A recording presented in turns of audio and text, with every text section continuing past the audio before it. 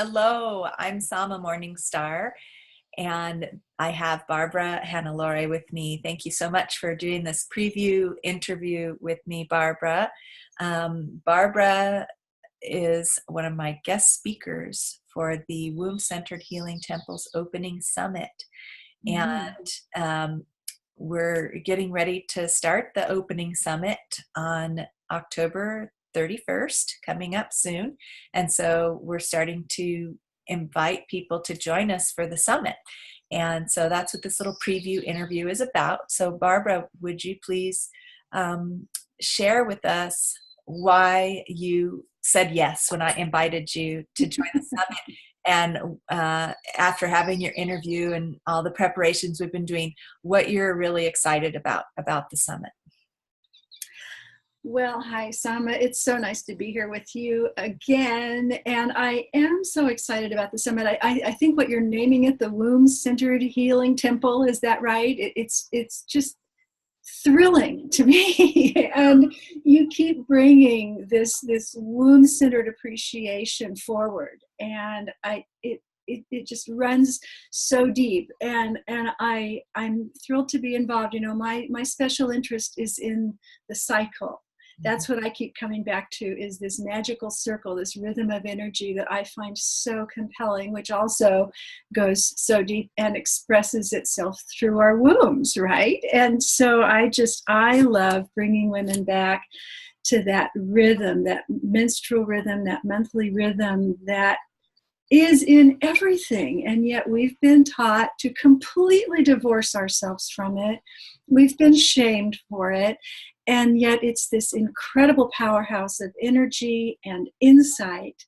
And it's also a model for self-care. So that's what I love sharing about and bringing forward in any way I can. And I love how you share about that, Barbara. Your wisdom comes across as so accessible and so real for me, and I'm sure for the listeners in the summit.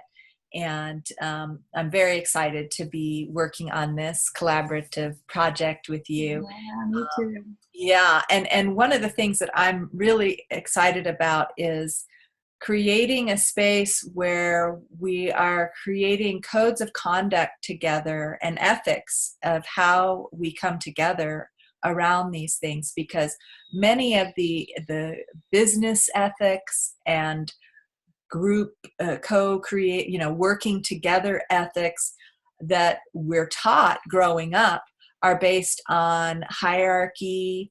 There's one person who's more powerful at the top that makes all the decisions, and Yeah. and then they're based on domination Mhm. of others, and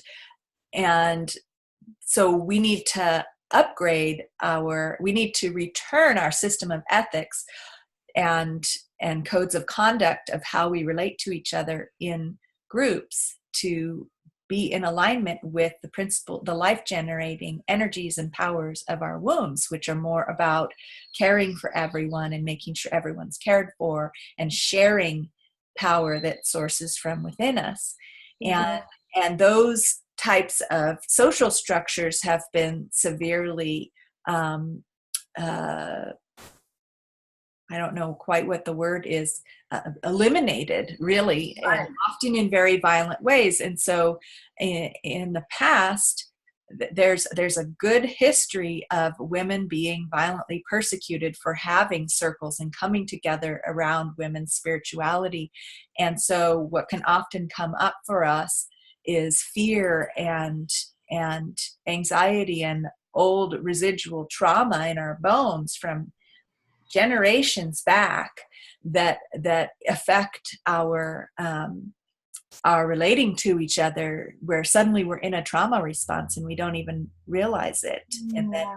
then we're not really upholding anymore our codes of conduct. We go into unconscious coping mechanisms, and so this is something that's very important for us to address in our women's circles as we come together so that we can share about these beautiful cycles without that sister wound, I call it, coming into play and wreaking havoc on our connections. I just feel like we don't have time for that, right, Selma? Because you are bringing together women who have similar work, and our work, a lot of us might be doing a lot of the same things, and then of course a lot of us are doing things that are very complementary to each other, and that all kind of weave together in beautiful ways. And yeah, I have to just, I trust that we're all each doing our own little facet of this. And yeah, especially now with the climate, the global or cultural climate the way it is,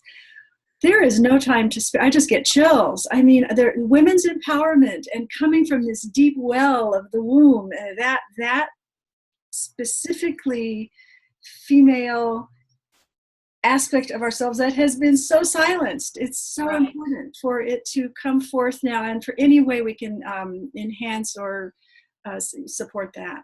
Right. And I want to bring that woman's way of feminine way of addressing the ills of, of our being, to this issue, because it invariably comes up. And yeah, I wish that it didn't, because I have things that I would prefer to be putting my focus on, but actually that is the thing to put our focus on, because that sister wound is often the source for our disconnection from our cycles.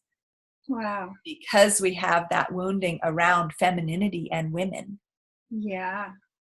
That's why we distance ourselves from our cycles. And so it's invariably going to come up, and rightly so. And I feel that if we place that in the center of the healing cauldron, of the healing womb space that we're creating, and give it our attention and make time for it, just like we make time for our cycles, for whatever we need to heal around our cycles. Well, this is one of the things we need to heal around our cycles and our femininity, is how we connect with each other and how we address it when those old wounds come up into our safe space that we're creating to heal wounds, right? It's our safe temple that we're creating to heal the wounds around the temple of our womb. And guess what? This is one of them. And so I'm really excited to be starting off a little early on October 23rd with a sister wound healing circle that we're going to host to address and speak out loud some of these codes of conduct and ethics that you're hosting it with somebody else, is that right? Yes, with a mentor of mine, who Angie Twiddle, who I co-taught with in her Fountain of Life in Womb Awakening teacher training in the UK. And so she has agreed to partner with me and do a little mini training and healing circle around the sister wound, and give us some tools. And we're going to give together, we're going to give some tools and reflections and self-awareness practices to start off on the foot. That's a great idea. Yeah, because when women come together, especially right now when those wounds might be coming to the surface, really all of this with Venus in retrograde and everything, those sister wounds, those mother wounds, the wounds to the feminine are really on the surface, and it's very easy to bump into them with each other and irritate them with each other, and go into unconscious coping mechanisms that can be often quite harmful and alienating. One of my coping mechanisms is to disappear and completely disconnect from people. And other people have different coping mechanisms, pushing people away, shutting them out, stopping communication. Well, actually, if we're going to heal this, we need to learn how to communicate about it. So that's one of the main purposes of that. So I'm super excited to be coming together with people like you and my mentors and other collaborators from all different lineages of womb-centered healing, and bringing these big questions like this to the circle, to the womb cauldron, to the temple, and creating a loving space around it. So thank you so much for joining me with this, Barbara. And yeah, I'm looking forward to sharing it with all of our people. Mm-hmm. All right. So that's all for now for our little preview interview. So you'll find the link to join the summit um, probably in the comments below a post like this, or if we're sending this out in an email, you might find it in an email, the links to join the summit. So look forward to seeing you there.